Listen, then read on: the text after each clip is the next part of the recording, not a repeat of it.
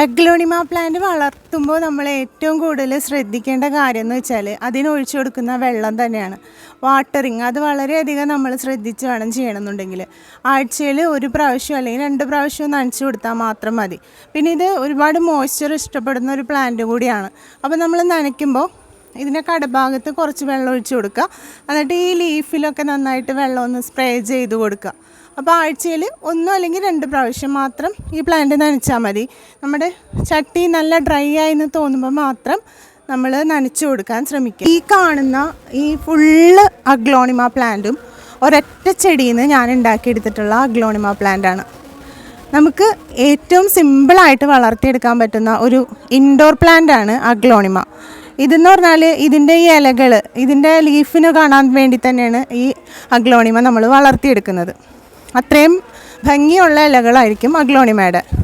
ഇത് പല വെറൈറ്റിയിലുള്ള aglaonema plants നമുക്ക് മാർക്കറ്റിൽ വാങ്ങിക്കാൻ കിട്ടും. നമ്മുടെ അഗ്ലോണിമ പ്ലാന്റിന് മാസത്തിൽ ഒരിക്കലും മാത്രം ഫെർട്ടിലൈസർ കൊടുക്കുക. ഞാൻ ഇതിന് കൊടുക്കാറുള്ളത് NPK 19-19-19 ഉണ്ടല്ലോ, അതാണ് കൊടുക്കാറ്. അപ്പോൾ അത് 1 ലിറ്റർ വെള്ളത്തിൽ 1 ടീസ്പൂൺ മിക്സ് ചെയ്തിട്ട് ഇതിൻ്റെ ഇലകളിലും അതുപോലെ തന്നെ ഈ ചട്ടിയുടെ കടക്കലും ഒഴിച്ചു കൊടുക്കാറുണ്ട്. അപ്പോൾ ഈ പ്ലാന്റിന് നല്ലൊരു ഗ്രോത്ത് കിട്ടും.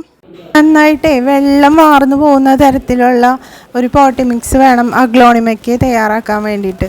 അപ്പോൾ എന്നാൽ മാത്രമേ ഈ ചട്ടിയിൽ വെള്ളം കെട്ടിക്കിടക്കാൻ പാടില്ല. വെള്ളം കെട്ടിക്കിടന്നാൽ ഈ ചെടി മൊത്തത്തിൽ ചീഞ്ഞു പോകും. അപ്പോൾ നന്നായിട്ട് വെള്ളം പോണ രീതിയിലുള്ള പോട്ടി മിക്സ് തയ്യാറാക്കിയിട്ട് അഗ്ലോണിമ അതിൽ നട്ടു കൊടുക്കുക. പിന്നെ അഗ്ലോണിമ വളർന്നു കഴിയുമ്പോൾ ഇതുപോലെ മുട്ടുകളുണ്ടെങ്കിൽ ആ മുട്ടുകളൊക്കെ ഒന്ന് കട്ട് ചെയ്ത് കൊടുക്കുക. നമ്മൾ മെയിനായിട്ട് ഈ ചെടി വളർത്തുന്നത് ഇലയുടെ ഭംഗി കാണാനും, ഈ പ്ലാന്റ് എന്ന് പറഞ്ഞാൽ ഇതിൻ്റെ ഭംഗി ഇതിൻ്റെ ഇലയാണ്. മുട്ടിനെ നമ്മൾ നിർത്തി കഴിഞ്ഞാൽ ഈ ചെടിയുടെ ഫുൾ എനർജി മുട്ടിലേക്ക് പോവുകയും ഈ പ്ലാന്റിന് ഒട്ടും ഹെൽത്തി അല്ലാണ്ടായി മാറുകയും പ്ലാന്റ് നശിക്കാൻ ഇടവരുകയും ചെയ്യും. അപ്പോൾ നമ്മൾ മുട്ടുണ്ടാകുമ്പോൾ തന്നെ അത് കട്ട് ചെയ്ത് കളയുക. അതുപോലെ നിറയെ ചെറിയ ചെറിയ തൈകൾ ഇതിന് ചുറ്റും മുളച്ച് വരും. ആ ഒരു സമയത്ത് ഈ ചട്ടിയിൽ തിങ്ങി നിറഞ്ഞെന്ന് നമുക്ക് തോന്നുന്ന ഒരു സമയത്ത് ഇതിനെല്ലാം മാറ്റി നടാം നമുക്ക്. അപ്പോൾ നമുക്ക് ഒരുപാട് തൈകൾ കിട്ടുകയും ചെയ്യും. ആയിട്ട് പറയാനുള്ളത് ഷെയ്ഡ് ലവിങ് പ്ലാന്റ് ആണ്. ഷെയ്ഡ് ഒരുപാട് ഇഷ്ടപ്പെടുന്ന ഒരു ചെടിയാണ്. അപ്പോൾ ഇത് ഇൻഡയറക്റ്റ് സൺലൈറ്റ് ആഗ്രഹിക്കുന്ന ഒരു പ്ലാന്റ് കൂടിയാണ്. അപ്പോൾ നമ്മൾ അധികം വെയിലില്ലാത്ത ഇൻഡയറക്റ്റ് ആയിട്ടുള്ള സൺലൈറ്റ് കിട്ടുന്ന സ്ഥലത്ത് വേണം നമ്മൾ ഈ പ്ലാന്റ് വെച്ച് കൊടുക്കാൻ വേണ്ടി. ഈ പ്ലാന്റിൻ്റെ ഇലകളെ ഇടയ്ക്കൊക്കെ ഒന്ന് തുടച്ചു കൊടുത്താൽ അത് ആ ലീഫിൻ്റെ ഈ ചെടിയുടെ മൊത്തത്തിലുള്ള ഗ്രോത്തിന് അതൊന്ന് ഹെൽപ്പ് ചെയ്യും കേട്ടോ.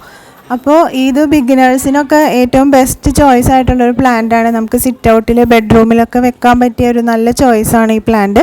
ഇൻഡോർ ഗാർഡനിങ് തുടങ്ങാൻ ആഗ്രഹിക്കുന്നവർക്ക് ഒരു പെർഫെക്റ്റ് ചോയ്സ് ആയിരിക്കും കേട്ടോ ഈ പ്ലാന്റ്. അപ്പോൾ ഇന്നത്തെ ഒരു വീഡിയോ എന്ന് പറഞ്ഞാൽ നമ്മുടെ അഗ്ലോണിമ പ്ലാന്റിനെ കുറിച്ചുള്ള വീഡിയോ ആയിരുന്നു. നമുക്ക് ഒരു പുതിയ വീഡിയോ ആയിട്ട് ഇനി കാണാം. ബൈ.